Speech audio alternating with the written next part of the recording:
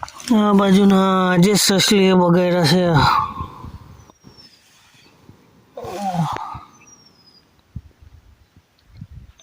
નાના હોય તો સસલી ને લેલા મોટા રહેતા ભૂંડડા રહેતા. હા બધું જોવું પડે. હા આજના જ છે.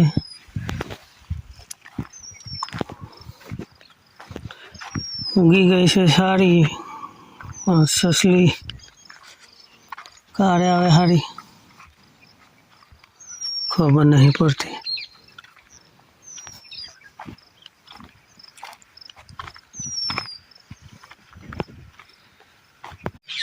તો હાલમાં મેં બેસું જો આંબાનો મોર બી આવી ગયો છે પણ આ રોગ લાગેલો છે,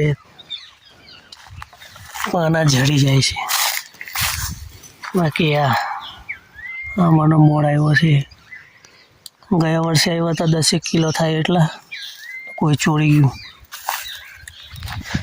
તો જોઈ શકો છો. અને ખિસકોલીઓને એ બધું સાચવવું પડે છે. સસલા પેલી બાજુ મકાઈ કાઢી ખાઈ ગયા આગળ જેમ જોયું તેમ.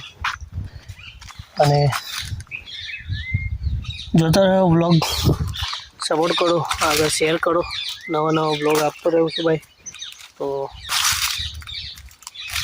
ક્યાંથી નવા સબસ્ક્રાઈબર જોડાય છે એ મને કોમેન્ટ કરો. તો અને બ્લોગ શેર કરો તેથી નવા સબસ્ક્રાઈબર જોડાય. અને અત્યારે ખેતર આ બાજુથી જો વ્યૂ કેવો છે ગામનો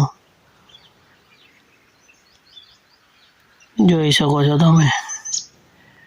અને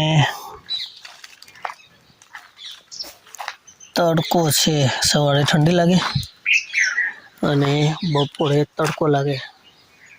પણ ખેતી કામ કરતા હોય તો તડકો, ઠંડી, છાંયડો, વરસાદ કશું જોવાનું આવતું નથી. જો તમે એગ્રી થતા હો આ વાતથી મારી તો એક કોમેન્ટ અને લાઈક કરી દો. અને એગ્રી જશો, કારણ કે ખેડૂતને કંઈ જોવાનું આવતું નથી. ઠંડી, ગરમી, તડકો, છાંયડો, વરસાદ. તો આખો વ્લોગ જુઓ બરાબર. અને ક્યાંથી જુઓ છો એ પણ કોમેન્ટ કરો. ક્યાંથી એટલે મતલબ ગામ, શહેર, સિટી.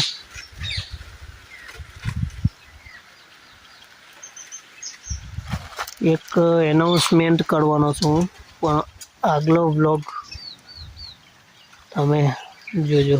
એમાં હું કહીશ કે શું એકવાર પપ્પા જોડે વાત કરીશ પછી હું તમને એ જે એનાઉન્સમેન્ટ છે એ આપીશ. પપ્પા જોડે પહેલાં વાત કરવું પડશે, કારણ કે હમણાં એનાઉન્સ કરું તો મજા નહીં આવે.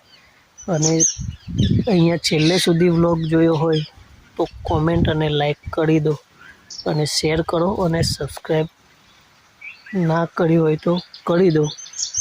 અને બીજું શું, ચાલો જે જોડાયા છે એમનો ધન્યવાદ ખૂબ ખૂબ. ચાલો કેળીઓ લાગે ત્યારે કેળીઓનું બતાવું.